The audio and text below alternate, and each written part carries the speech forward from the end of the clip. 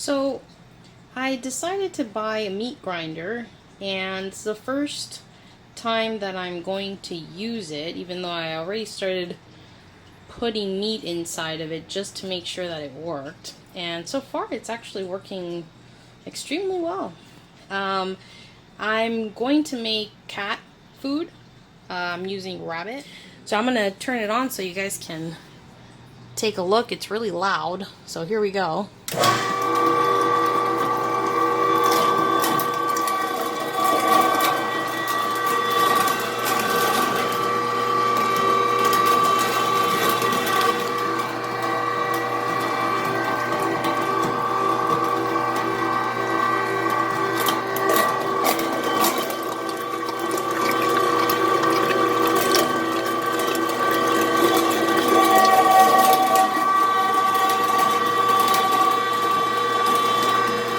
I'm just going to keep putting all of these in there until I'm done, and I'll show you guys how it comes out. So here's the end result.